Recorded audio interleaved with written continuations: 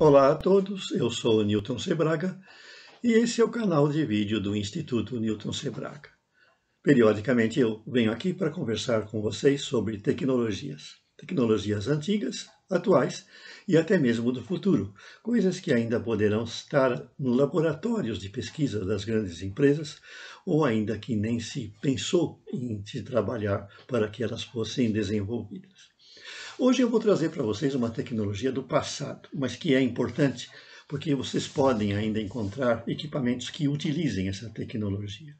Nós vamos falar do tubo de raios catódicos, como esse aqui. É um tubo de osciloscópio, para aqueles que já têm uma certa familiaridade. Ele é um display, é um dispositivo que ele produz imagens numa tela de fósforo. Nós vamos analisar o seu funcionamento, porque eventualmente você pode encontrar um osciloscópio antigo, aí numa barganha, vai aí num sucatão e compra um baratinho e pode eventualmente ainda recuperá-lo e utilizá-lo para observar formas de onda aí na sua bancada, se bem que os osciloscópios daquela época sejam relativamente lentos. Eles vão no máximo até uns 10, 20 MHz, alguns vão um pouquinho mais. E hoje nós temos a tecnologia do cristal líquido. Pois bem, como é que funciona um tubo de raios catódicos como esse? Ele consiste num tubo em que é feito o vácuo. E ele possui uma série de elementos internos.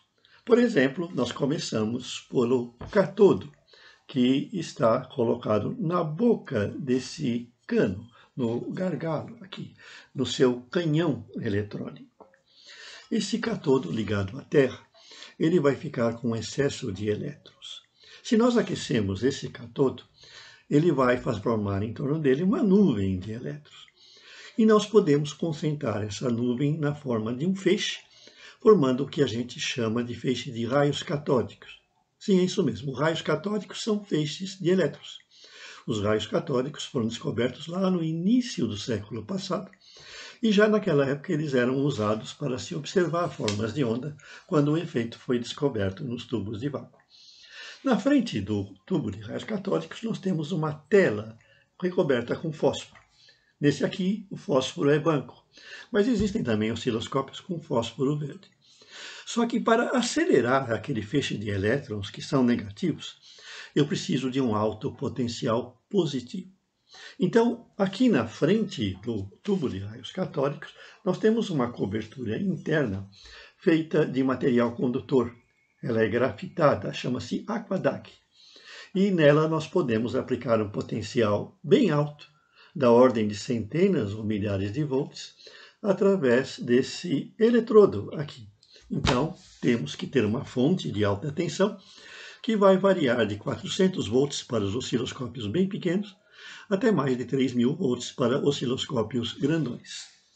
Só que para dirigir um feixe de elétrons de modo que ele crie uma imagem, nós precisamos fazer como na televisão. Nós precisamos fazer com que ele varra a tela formando uma imagem. Ele vai desenhar uma imagem, porque na hora que ele bater aqui na tela, vão se formar pontos claros.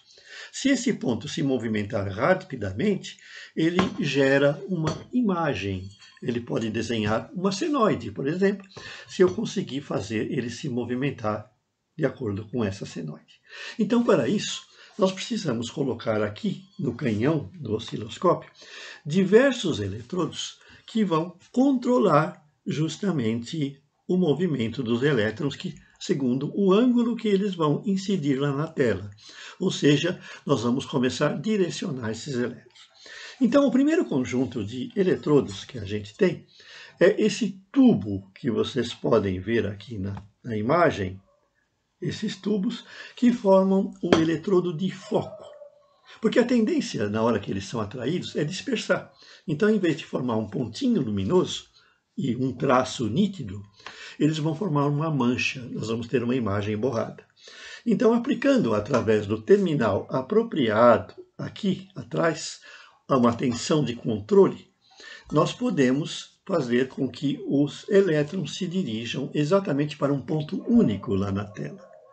E nós vamos além. Agora nós precisamos modular esse feixe de elétrons, quer dizer, fazer com que ele se movimente varrendo a tela, através de placas defletoras. Então, para isso, existem 4 eletrodos aqui no canhão, na parte final, em que nós podemos aplicar tensões a um conjunto de placas defletoras horizontais que vão fazer com que o elétron, o feixe de elétrons, possa fazer esse movimento na horizontal. E placas verticais, de modo que eu possa controlar o movimento na vertical. Combinando os dois movimentos, por exemplo, se eu aplicar uma tensão que cresce na horizontal, o feixe vai se deslocar lentamente nesse sentido. Mas se eu aplicar ao mesmo tempo uma tensão senoidal nas placas verticais, o feixe, além de fazer esse movimento, ele vai fazer isso. Resultado, ele desenha a senoide. Então, assim eu posso fazer com que o osciloscópio reproduza formas de onda. Eu posso fazer outras figuras, é lógico. Se eu colocar 2 sinais senoidais defasados, eu posso fazer um movimento tal que ele desenhe um círculo ou ele desenhe um 8. Então, nós podemos fazer as chamadas figuras de Lissajous, que vocês podem ver lá em artigos do nosso site, porque elas são úteis para medir frequências. Se você tem uma frequência conhecida, você pode utilizá-la para comparar com uma desconhecida, através do que a imagem combinada das duas produz no osciloscópio. Então vejam que um simples tubinho como esse, que não é tão simples, né? Cheio de vácuo, você vai ter diversos eletrodos em que você vai ligar os circuitos eletrônicos, vai ter circuitos em que você vai aplicar o sinal, que é a forma de onda que você quer observar, e o sinal horizontal, que é a chamada varredura. Ele vai te dar o sincronismo com que a imagem vai ser apresentada. Então, vejam que coisa interessante. Uma tecnologia antiga que funciona. Nós temos ainda muitos osciloscópios que usam essa tecnologia, que eventualmente você pode arrematar por baixo custo na internet, ou mesmo visitando alguma sucata que tenha equipamentos antigos à venda. E sabendo como funciona, você poderá recuperar o seu osciloscópio e usá-lo em sua bancada. No nosso site, nós temos diversos artigos e também cursos que ensinam a usar o osciloscópio, inclusive livros da nossa autoria. É claro que a tecnologia dos tipos antigos é bem diferente da tecnologia dos tipos modernos que usam displays, que são digitais.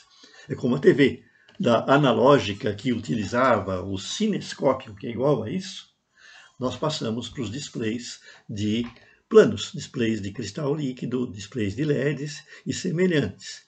Só que a finalidade continua a mesma: produzir imagens dinâmicas, fazer a visualização de formas de onda, de fenômenos transitórios. Voltaremos em breve com outros vídeos falando de tecnologia, falando de componentes. Até mais!